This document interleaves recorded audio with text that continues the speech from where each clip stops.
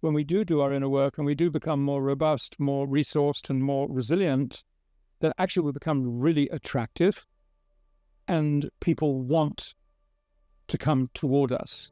But I do believe that the more we can attend to our own inner gym and do our own inner workouts, the more the light that we shine naturally shows the shadow that surrounds us. And that's the challenge about being a caretaker or in the healing arts, is that there's a certain loneliness in the leadership that's involved.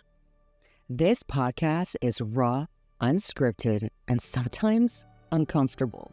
But that's the point. We're here for open conversations and guided moments that help you realign with yourself through mind, body, and spirit, backed by science, so you can reconnect with what matters and build stronger relationships without perfection or pressure. Align, connect, empower. In part one of this conversation, we explored how anxiety, stress, and emotional overwhelm are often misunderstood signals, not flaws, and how confusion can actually be a powerful doorway to awareness and growth. Now today, in part two, we take this conversation deeper. In this episode with Anthony and I move from awareness into integration, exploring how healing actually shows up in real life. We talk about how to know the inner work is working and how your relationships and energy begin to shift as you become more resourced, and why true healing isn't something you achieve, it's something you embody. We also dive into the subconscious commitments, repeating emotional and relational patterns in a powerful, reflective exercise that helps uncover what may be quietly shaping your outcomes beneath the surface. If you ever wonder why the same challenges keep showing up in your life and how to break emotional patterns without blame or shame, this episode offers gentle, practical insight you can begin using right away. So take a breath, settle in, and let's continue this conversation. How do I know that there's something in there to be unlocked? And then how do I unlock it? Is that right? Yeah, or how do I know I've unlocked it? Like, How do I know that I've unlocked it? Well, that one's the easy part. That's three questions. One. Okay, that's the easy part. I say that's because I feel better. I feel ease. And I think we get that when we meet people, right? Every person you meet, you leave either uplifted or a little bit lower energetically. We don't kind of think to measure it, but if we had a little gauge from 1 to 10 up and 1 to 10 down, and we started to measure it, it'd be interesting to check on that after a week and think, okay, well, I'm with so-and-so and I feel 2 points better, and with so-and-so I feel a little bit worse. And all of a sudden we begin to wander into choosing who it is we want to spend our time with, because people, and I think that's one of the principal fundamentals of healing, which is never accomplished, it's a state of being, not a result, to me, is that if we will do our inner work and we begin to change this outer chaos, inner calm into inner calm, outer calm, that the more we do attend, and this is really the reward, the outcome I think that we would wish is that when we do our inner work and we do become more robust, more resourced, and more resilient, that actually we become really attractive and people want to come toward us. We have to be a little careful, because the people that want to come toward us might need an outer solution for their issue. So we need to have that filter up. That's one of the filters to stop us unconsciously resonating with someone else's problem, not to over-identify with the problem. But life gets really interesting that way. And I think we're all used to noticing that if you are in a cocktail party or a dinner or a congregation of people and someone who is present walks into the room, God, everything changes. If you're if you're at all sensitive, wow, she really casts, it's as if they cast a spell. And it's not trying to prove anything. It's not trying to win an argument. It's not the one who tells the best jokes. It's not the one who puts other people down. It's someone who just is completely comfortable in their own skin. And how many people are comfortable in their own skin? Not many. I think if you went to a subway and you went up to each person, 100 people in a subway, and you went, boo, 99 of them would jump. They'd be surprised. But someone who was actually fully present would go, thank you, boo to you too, or whatever it might be. So true. Maybe that's the outcome. But how do we know what we don't know? How do we know that there's something in here to be unlocked? I think there's some tomfoolery here, because the mind wants to think it knows everything.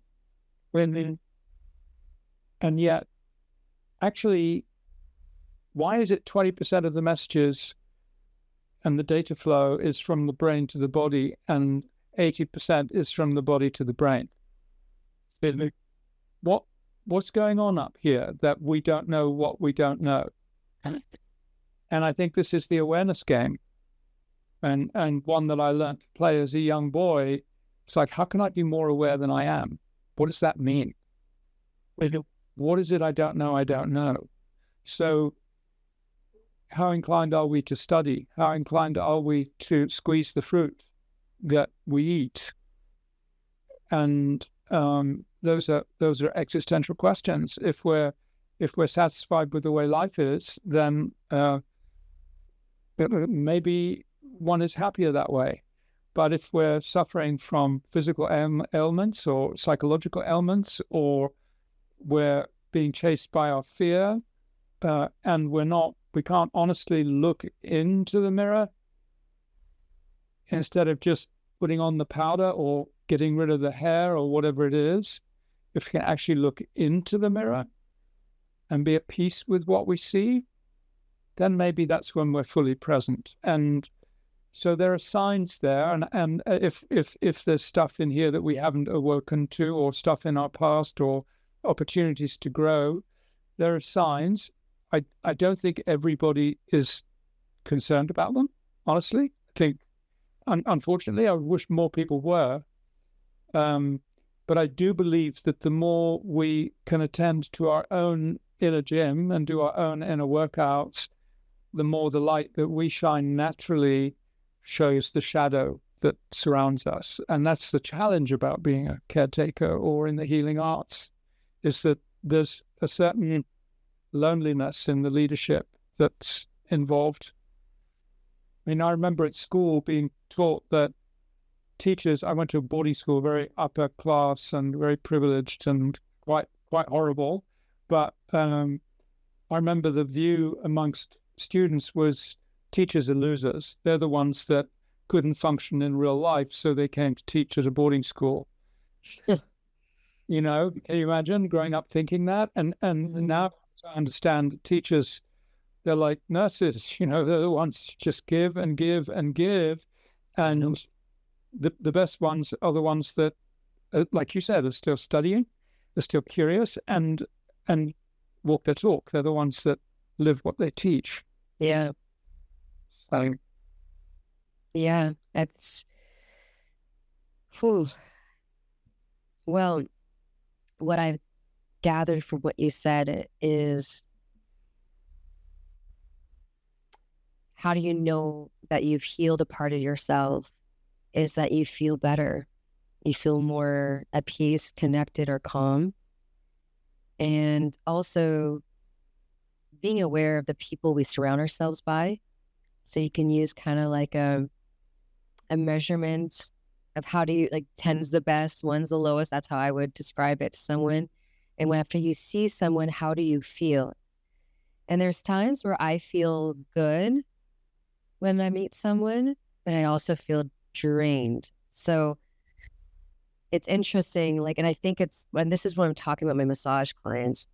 It's like, I feel good because I feel like accomplished a lot, and then they feel good, but I feel really drained.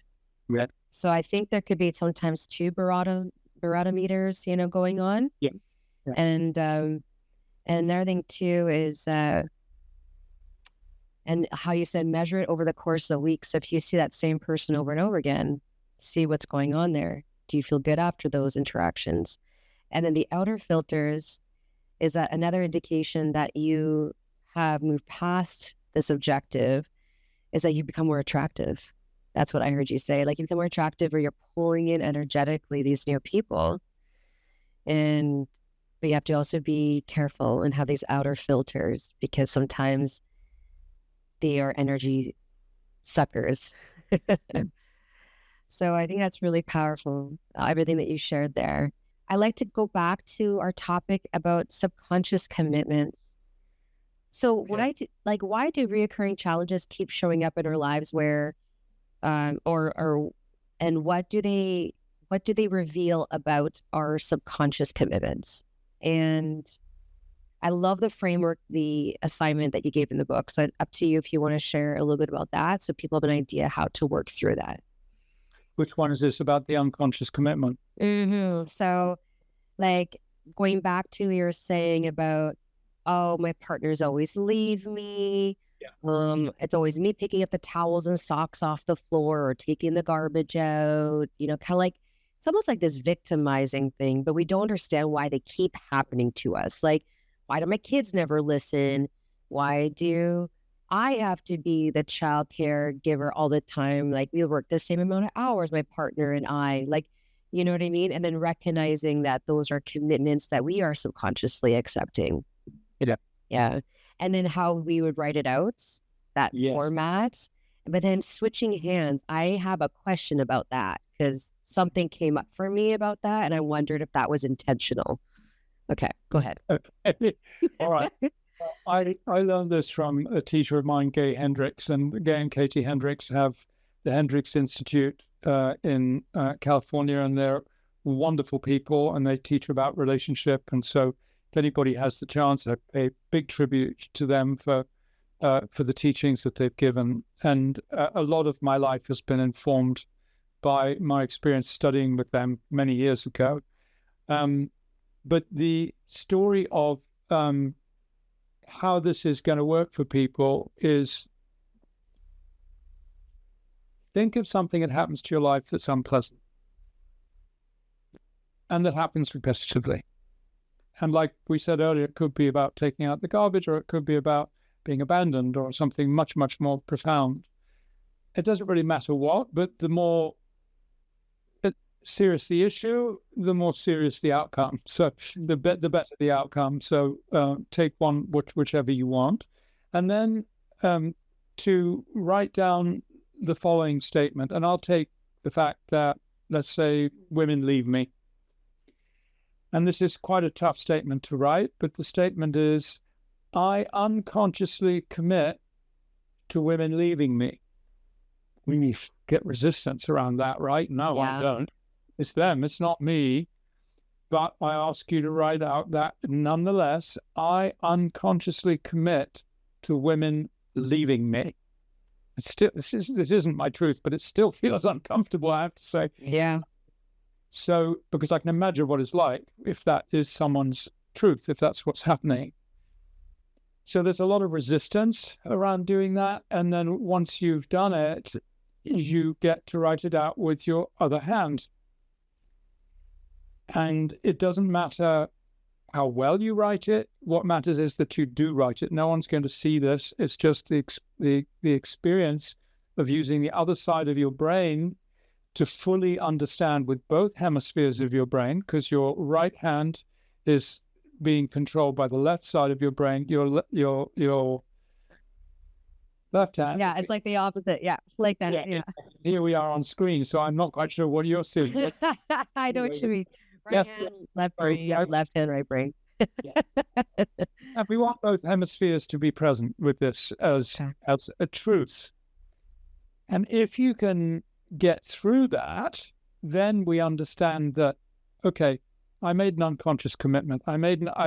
Somewhere along the line, if I changed one of my choices, I could have got a different outcome. It's not as if I had to change that whole string of choices, but how many times did I talk to that wife of mine or that girlfriend of mine and say something that would have contributed to the outcome that she wanted to leave me?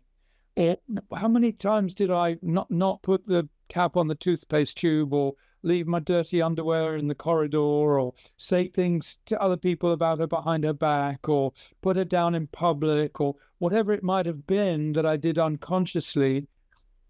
What is there that I could actually have changed? And if I had changed it, it would have created a different outcome. Mm-hmm. When you think about it that way, there's no way you can say that you weren't responsible, because it didn't just happen once. It probably happened a lot of times that I was neglecting something that she needed to keep her compelled to be in this relationship. I obviously eroded the rubber band. I kind of stretched the rubber band too far. She didn't want to be close to me. And so then the last half of the exercise, and then normally we do a little meditation, take a few breaths, really experience this. And I can even now just feel a yucky feeling in my belly, like, ooh, muddy, dirty, shameful. Yeah. And now if I want to change this, what's a fresh choice that I could make? What choice could I make that would guarantee that this would never happen again? And it's not likely to be, I'll always take out the garbage. That's not going to stop her leaving me. But it might be, I think what my work is that I ask her to sit down with me every week and tell me how she feels about our relationship. And I promise I won't interrupt, or something like that. At least I get a gauge at that point of like, is it looking good? Is it looking bad? Is it on me? Is it on her? We can get a step or two toward clarity. So I'm going to make my choice that I'm going to commit to asking her to sit down with me once a week and tell me how she's feeling about our relationship. And I promise I won't interrupt. So then I have the other part of the exercise is to write that down. I consciously commit to ... whatever that commitment is. And then, of course, I write it with, for me, my left hand as my non-dominant hand, just to make sure that both sides of my brain are fully committed to the task. And when I do that in a group of people, I've done it with maybe 150, 250 people in a room at times. Sometimes it's one-to-one. You feel the weight in the room when they're writing that first statement, like, oh God, this is ugly. I am ugly. It's like, I've got to admit that I unconsciously chose this. And then when they come out the other end, that little meditation in between of allowing it to be the way it is, feeling it in my body, just allowing to fully receive what's actually going on. In other words, being present with this moment. When I write that other commitment, my God, I feel better. I've just changed something. And I ask people who are bold enough to stand up and read out their new commitment, and you wouldn't believe what happens in that room. It gives me goosebumps. Everybody is clapping them. They're feeling like, I've just changed my life. I've just changed my whole life. I love that. And it's so beautiful to see how the act of taking responsibility can transform everything just with one choice. And so taking responsibility, instead of like, oh God, it was me, I take responsibility because things went wrong, which is the story we were told to believe. Why can't you be responsible? Becomes, my God, where can I take responsibility? Because I want change. It's all of a sudden we become a hound for responsibility. I want to see how much responsibility I can take, because that's how much I can change things. So that's what I call transforming commitment. I love that. It's not just responsibility, but like the accountability, like take accountability. Like sometimes we point the finger of other people saying that they're the fault. They're the one who did this. Yeah. And then when you write it out, like, I am committing to myself for whatever that problem is, you realize, oh, like I'm unconsciously committing to these results. Then you start to see what it is that you could be accountable for in your relationship or in that situation or whatever. Like is it all right if I share a little bit what my experience is? Okay. I don't want to take the floor because you have so much wisdom, but when I did it, I didn't know what was going to come up. First thing that came to mind. And for me, it was finances.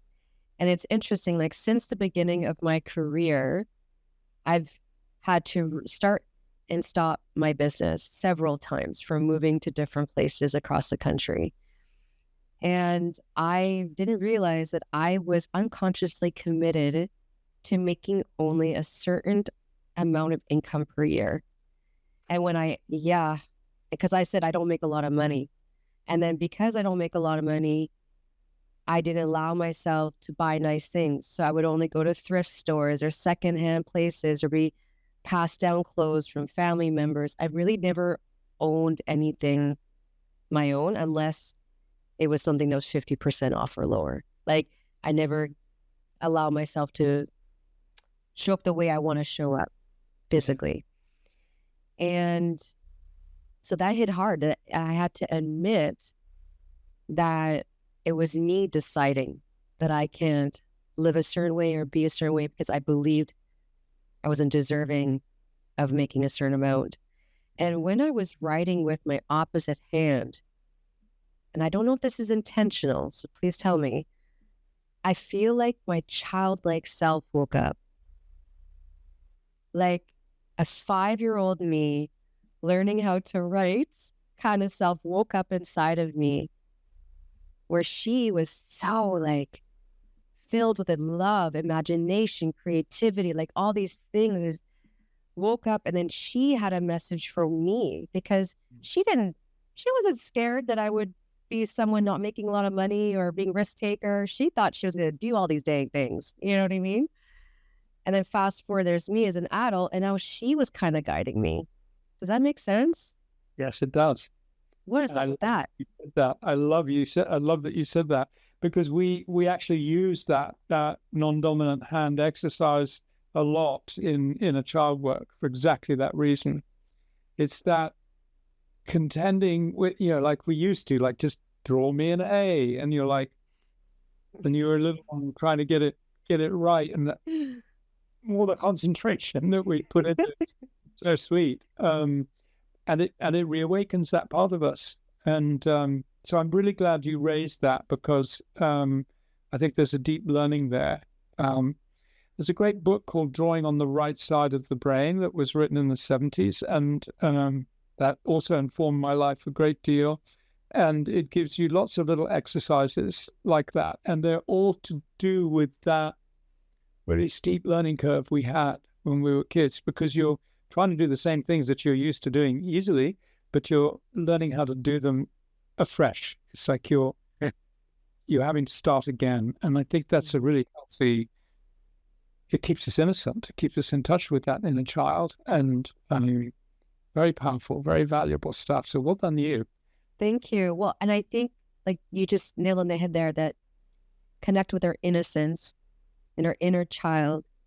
And all of a sudden the new commitment that I was making and my plan of the outcome, that what I was going to change, was now suddenly not a commitment just to my adult self, but this innocent, vibrant, curious, risk-taking little girl that wanted me to live this full life. And it makes me emotional talking about it. Poof. But it really connected with my inner child. And I was like, man, this was just talking about finances. Now let's talk about this. I wanted to really dive in, So thank you for sharing that in your book. And oh my goodness, I feel I have so many other questions. We might just have to get together another time, but let me see if there's just one more that I could squeeze in here, if that's all right. Of course, I'm very touched that you would bring that result of that exercise. I think it's really, really useful for people also to understand that this can happen to me. It's not just someone else. Exactly. Yes, I think, and I'm someone who struggles with ADD, and my brain's always going. Sometimes my body's slower than my brain, so sometimes I get frustrated with myself. But I have a hard time with stillness. So even if I do 2 minutes of laying down doing nothing, at least that quietness, even my mind might be moving, but it's not moving as fast, and I might get inspired or see things differently, and I think it's important for us to tap into our intuition if we can just slow down at times. And it's taking little pockets of those times, right? To find that stillness, whatever how that looks like, journaling, breath work. Yeah. If someone wants to break a repeating emotional and relational pattern, so with the emotional themselves or relationship, a pattern in the relationships, what is one step they can take this week to begin this meaningful change? I got to say 3 steps. Oh yeah, go for it. I just You can do these 3 this week. Okay. Trace it to point of origin in your life. When did this emotional issue become a pattern, or what stimulated it in the first place? Question 2, how old were you when it happened? And then question 3 is, are you willing to forgive him or her for using the best system they could to cope? And then it goes on to, are you willing to have a conversation with him or her? And are you willing to protect her or him so she doesn't have to be in fear like that? So that's the inner child work, which is really my favorite work in the world. It's just like your face when you, I had to put my glasses on to check, more clearly, because your face, when you started talking about your inner child, your whole countenance changed. There was a new brightness. You weren't just sitting here talking to some dumb old dude like me. Oh, don't say that. It's not that you've looked that way before, but you were, there was a brightness and a freshness of a child in your expression. And I think that's what inner child work is all about, is reclaiming the innocence that we spoke of earlier. No. We've been a bit battered and we've been conditioned, and we get into bad habits, and we've even hurt other people because we haven't resolved our own pain. Please let us learn to forgive ourselves. And Course in Miracles, which I studied a few years ago, talks about get in the habit of forgiving everybody for whatever they do, and that will bring you a step closer to understanding how forgivable you are too. So whatever system it is, seek what that means. And there are some really good examples in the book of that you can consider for yourself. An extraordinary, like you mentioned, the story with my brother, that was such a teaching for me. These are ways that we can create divine presence in our lives now. These are ways that we can really create heaven on earth by understanding that heaven can exist in us right now. So check out Inner Child Work if you haven't, and most of all, be kind to yourself. Yes. And actually, in your book, and we won't go into it because I want people to get this book. It's so good. But there was a piece about talking to your inner fear or whatever emotion is coming up, whether it's unworthiness, and then you're basically personalizing it, and you're asking it specific questions to get an idea of what is coming up, what is going on, and what does it need right now. And this has been a big one for me too, because a lot of, and you explain away how to break it down to know what is made up or what is it, passed down to you. And then that way you can differentiate what is logical, what's unrealistic. Yeah. So it's so beautiful. I have, I think, 2 more chapters left. was trying to get through the last night, and it was really late. It's like, because I'm a bit of a slow reader because I'm not really reading. I'm studying. Like I'm highlighting pages. I'm a student of your book. So in your philosophy. So I appreciate it. I've been really excited for this meeting today, and it was so good. And I appreciate you so much, Anthony, for taking the time to talk to the Wellness to Greatness community. And is there any parting words that you would like to share that maybe we didn't have a chance to talk about today?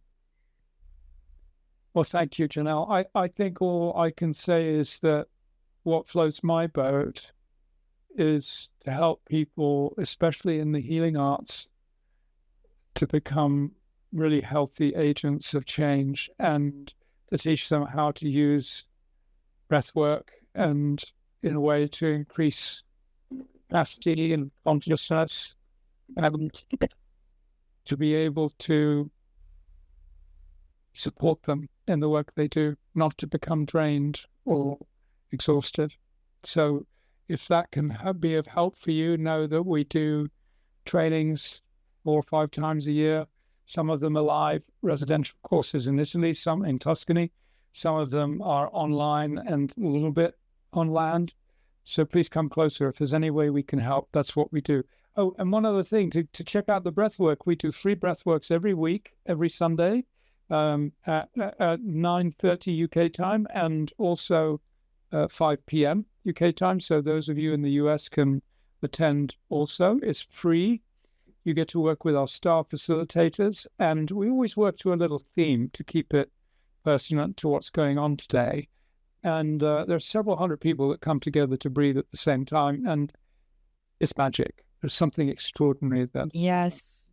There's a power, like you could do things on your own, but when it's 2 or more people in a space together, it's like I can massage my aches and pains on myself. I know what to do, right?